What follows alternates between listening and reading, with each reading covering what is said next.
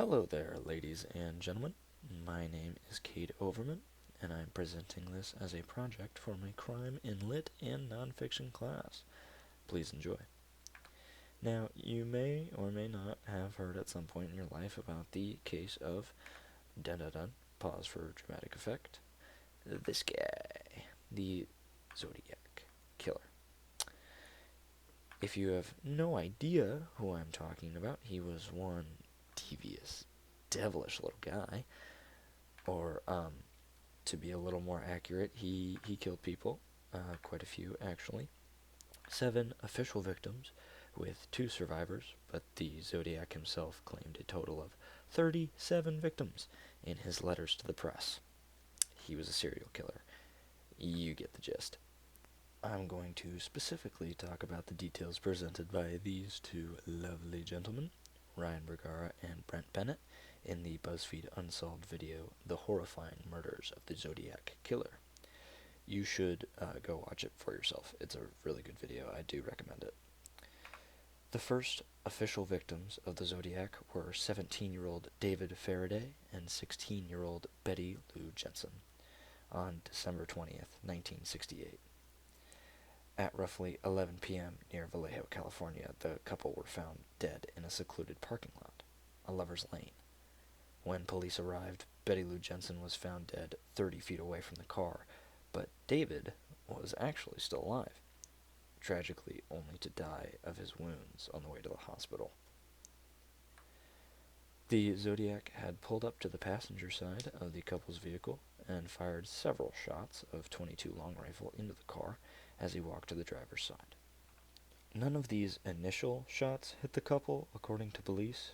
The couple must have panicked and ran out of the vehicle, and during the scramble, the killer shot Faraday in the head and shot at Jensen 6 times, only hitting 5 of them, but nonetheless killing her on the spot.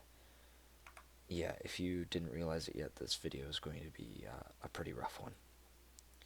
The next double murder was later the next year, July 4th, 1969. At around midnight, 19-year-old Michael Maggio and 22-year-old Darlene Farron were in the Blue Rock Springs Park parking lot when the Zodiac approached the car, shot them both, and went to leave, but then came back after he heard them moving. Michael said later that they survived by playing dead, and he was able to give a description of his attacker. Unfortunately, Farron died to her wounds in the hospital. In early 1970, Maggio gave his description of the killer.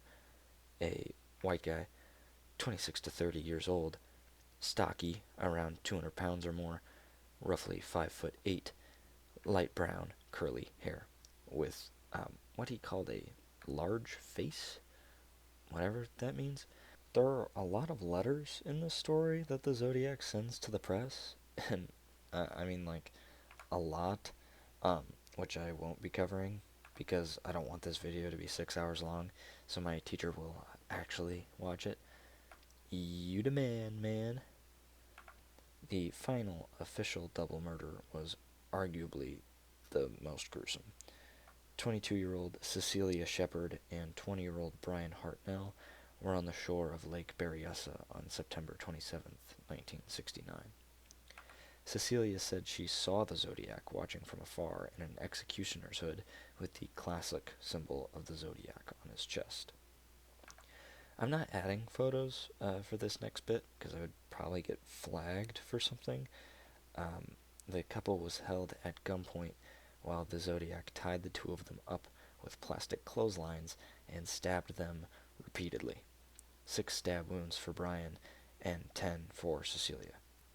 The Zodiac then walked up to where the couple had parked their car and carved the date and time of all the previous murders, after which he called the police to report the crime.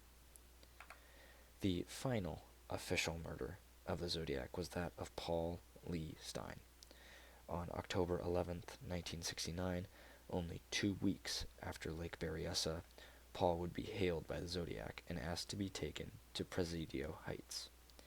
After they arrived, however, the Zodiac would shoot Paul in the back of his head, cut off some of Paul's clothing only to dunk it in his blood and walk away. Paul was 29 years old. Witnesses in a nearby home got a good look at the Zodiac, describing him as a younger white man, 25 to 30 years old, stocky, with a reddish-brown crew cut and heavy-rimmed glasses. This description is where we get our classic Zodiac sketch from. Police quickly arrived on scene, but due to radio miscommunication, they were told the suspect was black. Donald Folk and Eric Zelms spoke to the Zodiac on the way to the scene, but dismissed him as he wasn't black. The duo described the man similarly as the family, with some slight differences. A 40-year-old white man, roughly 5'10 and 170, with a reddish crew cut and glasses. They also found a bloody fingerprint at the scene that was attributed to the Zodiac, but the killer later claimed that it was a fake diversion in one of his letters. Officer Folk died in 2020 at 80 years of age, and Officer Zelms was shot and killed in January of 1970, only a few months after. Now that I've hashed over the victims, it's time to talk about the main suspect of this case, which would be one Arthur Lee Allen. Now, I get that this guy doesn't really match the description we're looking for, apart from the fact that he's white. I know this is a rough start. I promise it gets a little better.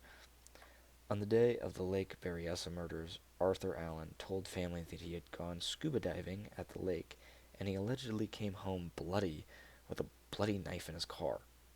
And nobody decided to question that, I guess. A friend of Arthur also claimed that he called himself the Zodiac before the killer did, publicly. A little suspicious, if you ask me.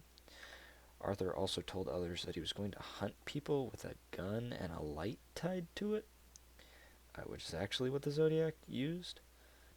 Among a few other things that Ryan Bergara talks about in his video, Arthur talked about his favorite book being The Most Dangerous Game, which is about hunting people for sport, for those who don't know.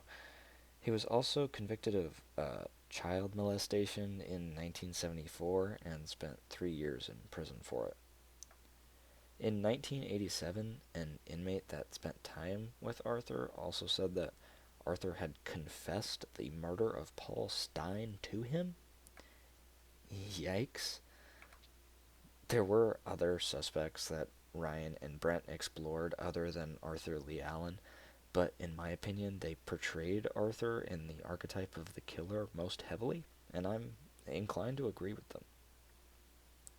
And with that, I hope you enjoyed my little rant about one of the most prolific serial killers in American history, and I hope I get a good grade on this. Toodles!